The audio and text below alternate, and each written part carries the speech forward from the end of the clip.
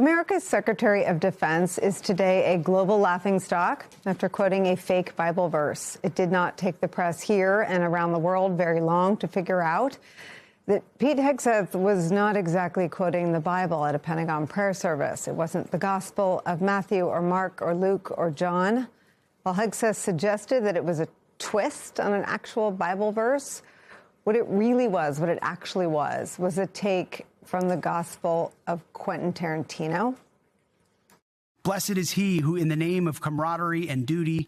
Blessed is he who in the name of charity and goodwill shepherds the weak through the valley of darkness. For he is truly his brother's keeper and the finder of lost children. Pete Hegseth walked into a prayer service expecting a respectful, patriotic moment and somehow walked out getting roasted across the internet like a guy who confidently cheated on an open book test and still failed. And the reason this story exploded is because people are accusing him of reciting a fake Bible verse during a public prayer service, while Nicolle Wallace immediately pounced on it like she had been waiting in the bushes with a flamethrower and a fact-check machine. The internet instantly turned this entire situation into a humiliation festival, because nothing gets social media foaming at the mouth faster than somebody sounding extremely confident while being completely wrong, especially when religion, politics, patriotism, and television personalities all collide at the same time like four shopping carts smashing together in a Walmart parking lot. Now look, the moment people heard the phrase fake Bible verse, the internet basically transformed into a digital Roman Colosseum. Half the people were screaming that Hegseth embarrassed himself on a national stage. The other half were acting like this was an unfair media ambush designed to destroy him over a simple mistake. And somewhere in the middle of all this chaos were normal people sitting there wondering how the hell somebody accidentally invents DLC scripture in real time during a prayer service. Because that is what made this thing go viral. It was not just the mistake, it was the confidence. That is always what kills people online. You can survive being wrong on the internet. But being wrong with chest out energy? Oh no. The internet smells blood immediately. And Nicolle Wallace absolutely did not help him either. Because instead of letting the moment quietly disappear into the news cycle graveyard, she basically dragged the situation back onto center stage under bright studio lights and said, "Everybody look at this." That is why clips from the segment exploded online. Because viewers love public embarrassment, especially political embarrassment, especially religious embarrassment, and especially when somebody on television looks like they are trying not to laugh while dismantling somebody sentence by sentence. Social media users immediately started creating memes comparing Hegseth to that one kid in school who never read the book, but still raised his hand first during class discussion. People were posting fake Bible verses as jokes all day. And on the seventh day, thou shalt stop tweeting. Book of Wi-Fi, chapter 3, verse 16. Jesus wept because your microphone was still on. The internet became a comedy firing squad within hours. And honestly, this is what modern political media has turned into now. It is not enough to disagree with people anymore. The goal is humiliation. Complete humiliation. Public destruction.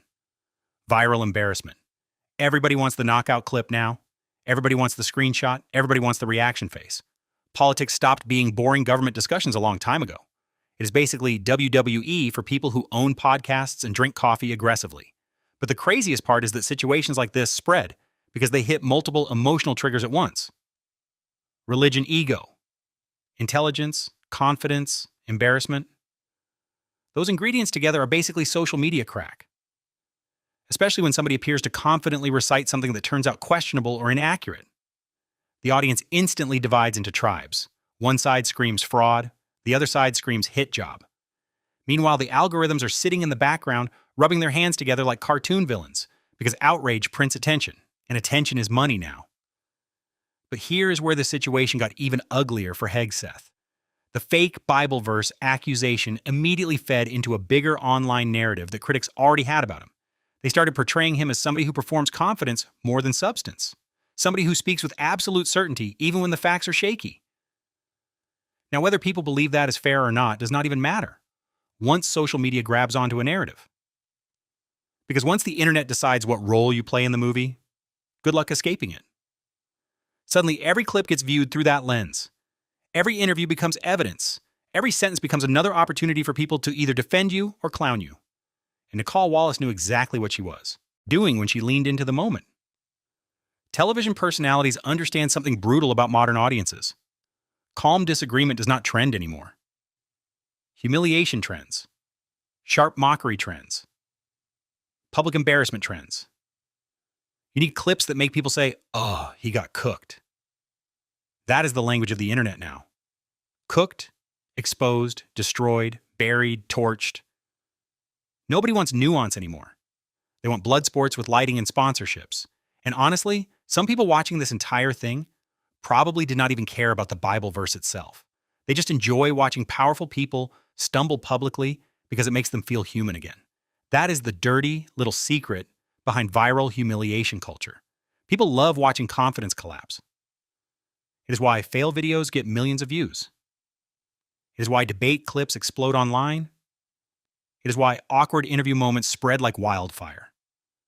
Human beings are addicted to watching certainty crack apart in real time. And if you are a public figure, every microphone becomes a landmine now. One slip and suddenly your face is all over TikTok next to dramatic music and red circles. But this situation also exposed how weirdly theatrical modern media has become. Think about it. A prayer service turns into a viral political firefight.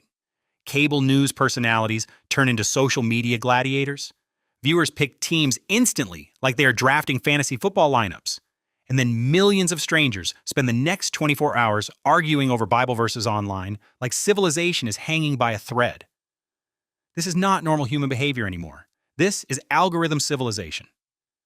Everything is content now. Every mistake becomes entertainment fuel.